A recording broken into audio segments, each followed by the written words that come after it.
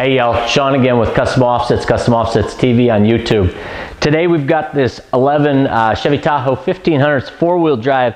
What we did on this one is the 7.5-inch rough country suspension lift, and then we went with the 20x10 -19s and some 35s. We're going to definitely have to do some trimming, so let's jump into that, and we're going to show you what we do as far as taking the front of this bumper off and taking some of the inside of this side step, because it's just hitting on full turn on the back. It's hitting a whole bunch up front. And again, these are 35 12.5s, which is causing most of that.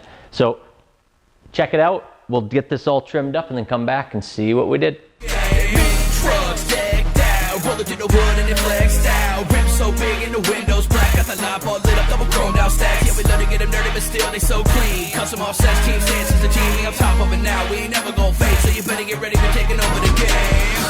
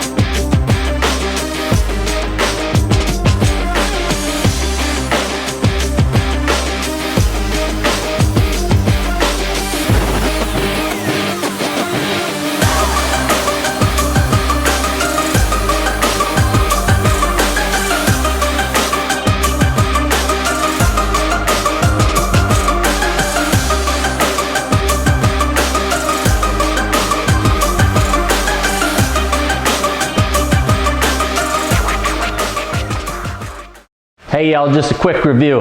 Again, we got this 2011 Chevy Tahoe 1500 4x4. We went the 7.5-inch rough country lift. It's got the 20x10 hostile sprockets that just came out this year. That's a -19 offset, so that's pretty aggressive.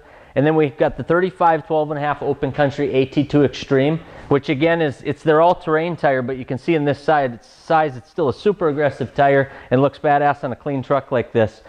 What we had to do, even though it's a 7.5-inch lift, it lipped in a 10-inch wide wheel. It's not even a 12, but with the 35s on these trucks, we still got into a whole bunch of stuff up front.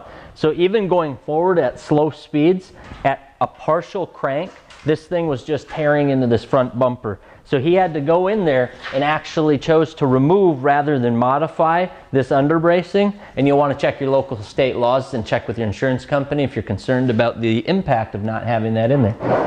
He also, once removing that, went in and trimmed, if you take a look inside here, all of that, just like you saw, and then he took off the bottom corner of that bumper where he was getting into trouble. Again, flapper wheel to make it all nice and clean so it's not all chopped up and look like it was chewed off of there. And then same story in the back. Had to take off the liner and get into, basically it's just the bracket for the running board. Didn't have to modify the running board at all because it was hitting way on the inside here.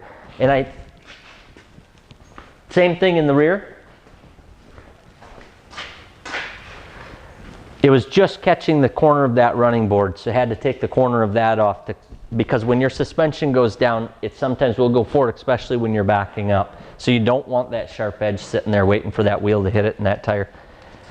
So overall, you know, if you look at it from every angle, it still has a factory look to it. It's still super clean. All of this is plastic. All of this is plastic. You're not going to have any rust issues. You're not going to have any corrosion problems. It's a quick, easy trim.